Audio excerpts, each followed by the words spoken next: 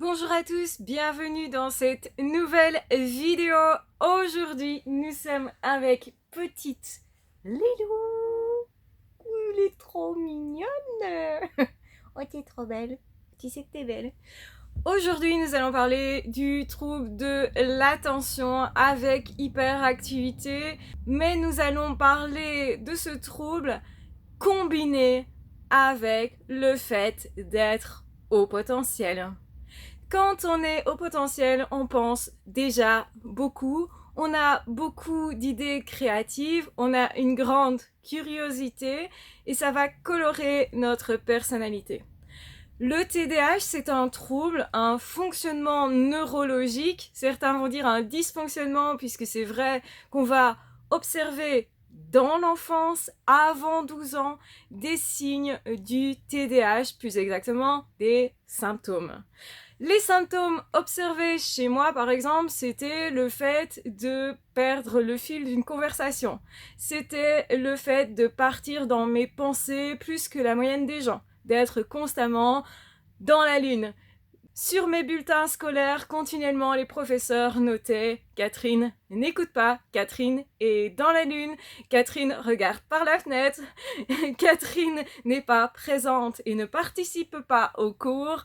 En réalité, c'est parce que j'associais des idées et parce que dès qu'il se passait quelque chose dans la classe, j'étais attirée par ce qui se passait. Donc je peux rapidement quitter une activité pour une autre sans terminer la première activité. Du coup, eh bien, il m'arrivait de ne pas finir mes feuilles d'examen, de justement commencer un devoir et puis un autre, d'être désorganisée au niveau de mon travail, et c'est encore quelque chose qui peut s'observer aujourd'hui. J'ai juste trouvé des stratégies pour me permettre d'être organisée et concentrée sur ce qui est important. Comme par exemple, ne pas oublier de payer des factures, ne pas oublier en fait des objets partout, ne pas perdre des objets, parce que quand j'étais petite, j'oubliais très facilement mes gants, mon écharpe, même mon manteau, des choses qui pourtant semblent élémentaires. J'oubliais de prendre des crayons pour participer à l'école, de prendre mon stylo, de prendre effectivement de quoi écrire, mon plumier, etc., etc. Donc effectivement, dans la vie de tous les jours, c'est un peu compliqué, ça met des bâtons dans les roues. À cette époque-là, on détectait beaucoup moins les enfants TDAH et effectivement, je n'avais pas connaissance d'avoir cette particularité. On me disait distraite, on me disait tu ne fais pas d'efforts pour te concentrer, ce qui était faux, parce qu'en réalité, pour aller au bout d'une tâche, justement, parfois ça me demandait un effort démesuré. Très souvent, quand je faisais mes devoirs, il y avait un poisson à côté de moi, il y avait un bocal avec un poisson, ce qu'on ne fait plus non plus maintenant, qui tournait un peu en rond comme ça. Et donc, du coup, j'étais déconcentrée très facilement. Le truc, c'est que on peut faire de tout ça un atout. On peut faire en réalité de ce fonctionnement un atout. Donc oui, on a du mal à rester en place parfois physiquement. Oui, parfois on peut présenter du coup des petits besoins de bouger. Par exemple, je ne sais pas regarder la TV et ne rien faire à côté. Très souvent, je fabrique des bijoux en même temps. Non pas parce que je suis vraiment multitâche, mais parce que j'ai ce besoin et parce que je l'écoute. Et que de toute façon, c'est intéressant parce que ça me rend beaucoup plus productive. En réalité, justement, je vais vous montrer qu'on peut faire de cette particularité un vrai atout quand on est au potentiel. Pourquoi c'est le cas quand on est au potentiel? Parce que quand on est au potentiel, on a tendance à se poser des questions beaucoup plus, à chercher des réponses beaucoup plus, à trouver des stratégies du coup beaucoup plus par rapport à certaines difficultés. Par exemple, je suis quelqu'un qui déteste les cadres, qui déteste qu'on me donne des ordres trop cadrés, parce que je suis plutôt incapable d'aller au fond d'une procédure, de respecter un processus, de respecter des étapes et d'avoir un raisonnement qui est classique. Je sais que mon raisonnement n'est pas classique. Je sais que je vais associer des idées qui peuvent sembler bizarres entre elles pour la plupart des gens. mais je n'en tiens plus compte. Je sais que je suis différente, autrement dit, et je l'accepte, je l'assume, c'est déjà une première étape. La deuxième étape, c'est de se dire aussi, être au potentiel, c'est avoir beaucoup d'idées, c'est avoir une forme aussi de capacité à réfléchir différemment, d'être décalé, mais ça va s'accentuer quand en plus on est TDAH. Donc j'ai vraiment en plus une hyperactivité qui est mentale, que je sais cependant calmer également. Du coup, le fait d'être à la fois au potentiel et TDAH me donne une coloration particulière. Je suis hyper. C'est vraiment quelque chose qui me caractérise encore plus que les HP qui n'ont pas de trouble de l'attention. Alors attention, justement, quand on entend trouble de l'attention, on pense à quelqu'un qui n'arrive pas du tout à se concentrer. Ça peut vraiment être le cas si quelque chose m'ennuie profondément, c'est terminé, je n'y arrive pas du tout. Les HP ont déjà cette caractéristique, donc ça va s'accentuer si on a les deux. Cependant, on peut aussi être très concentré sur une tâche parce qu'on est passionné. Et donc, on devient hyper passionné, hyper passionnant, hyper curieux, hyper impulsif parfois aussi. Donc, j'ai l'envie de me lancer très souvent dans de nouvelles choses. J'associe très souvent des passions, mais je ne perds pas ces passions. À l'inverse du TDAH qui n'est que TDAH, généralement c'est quelqu'un qui va se passionner pour quelque chose mais qui va abandonner ses passions. Comme je suis HP en même temps, mes passions elles vont durer dans le temps, sur le long terme. Je sais qu'une passion va toujours revenir, même si j'ai des périodes où je suis plus passionnée par ce truc-là et d'autres périodes où je suis moins passionnée par ce truc-là. Je ne m'alarme pas, justement, je sais que je vais y revenir plus tard, donc je mets mon dossier de côté et j'y reviens ensuite, et je crée tout comme ça, en acceptant de passer d'un domaine à l'autre, sans forcément terminer ce que je commence, mais je vais me forcer à rester focus le plus longtemps possible, parce que je vais être aussi hyper productif, et c'est un hyper avantage en fait, surtout quand on travaille de façon libre, sans vraiment avoir de cadre, en pouvant justement déployer sa créativité, parce qu'on est aussi hyper créatif. Déjà les HP sont créatifs, mais quand on est en plus TDAH, on a la niaque, on a la faim d'avancer, d'y arriver, d'accéder à quelque chose. On peut avoir la niaque de rendre quelqu'un joyeux, on peut avoir la niaque justement d'arriver à un résultat sportif, je peux avoir la niaque. Et parfois c'est un petit peu trop, donc faut faire attention à pas se blesser, à ne pas être trop impulsif, à justement aussi pouvoir gérer les attentes. Je déteste attendre. Je déteste patienter. Je suis une grande impatiente de vivre. Et cette vie, elle est aussi dans une forme d'exaltation qui correspond aussi au TDAH. Mais à l'inverse de la personne qui est TDAH, qui est exaltée, je ne serai pas dépressive, etc. Je vais pas aller dans cette zone-là, justement, parce que j'ai travaillé sur moi et parce que avec la psycho, ça m'a beaucoup aidé. J'ai trouvé des stratégies pour ne pas m'effondrer quand quelque chose ne va pas. Parce que je sais, justement, par des manières de penser qui me sont spécifiques, je sais comment aborder certaines difficultés, certains sujets. J'ai appris tout simplement en trouvant des stratégies qui viennent de mon côté HP, mon côté analytique, mon côté à décortiquer les choses, à comprendre les choses, à en tirer des leçons. Et donc ces leçons, je vais m'en servir toute ma vie et effectivement, je m'en sers aussi pour vous les transmettre. Donc vous connaissez effectivement ce que je fais comme travail, encore faut-il l'associer à tiens, elle fonctionne comme ça, donc. Et certains auront remarqué certaines difficultés que me pose parfois le TDAH, comme par exemple le fait de trouver des idées, être inspiré, filmer une vidéo, monter la vidéo, retravailler le son, etc. dans certains cas, travailler la description, faire effectivement tout ce qu'il faut et notamment prendre sur moi pour patienter le temps que la vidéo télécharge sur le support, le réseau social, etc.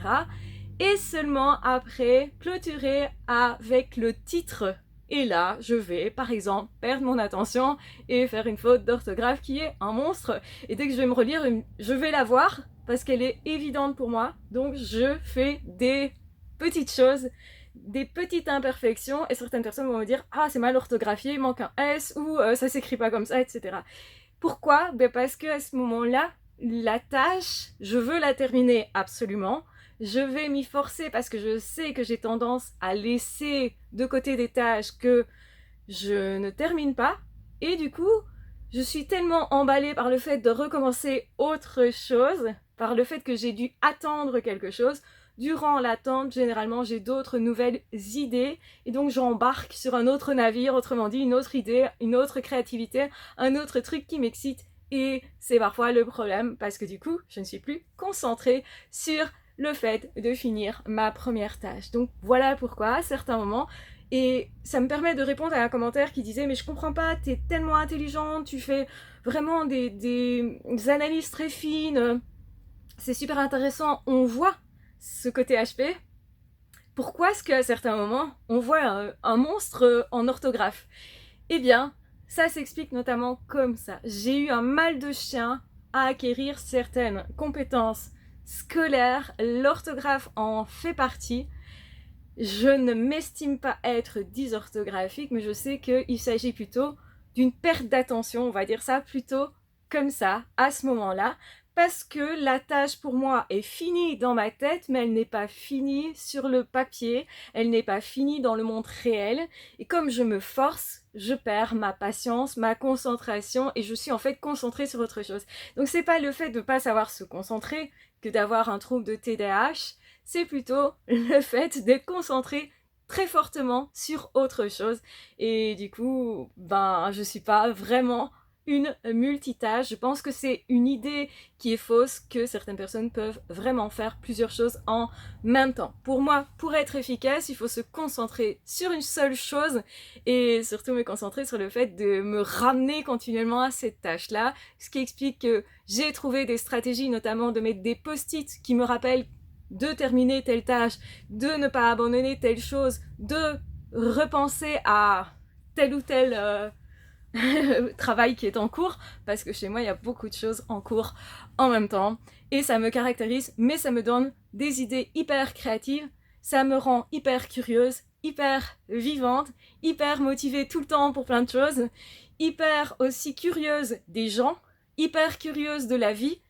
Donc, en fait, ça grandit vraiment ma vie. Et pour moi, c'est devenu un super pouvoir. Je ne voudrais pas qu'on m'enlève mon TDAH. Je ne voudrais pas non plus qu'on m'enlève mon côté haut potentiel, HP, autrement dit, imaginatif, créatif et capable, effectivement, de changer de point de vue constamment, d'analyser, de tourner autour d'un sujet, d'adopter plusieurs perspectives, de comprendre des gens qui sont pas comme moi, qui fonctionnent pas comme moi.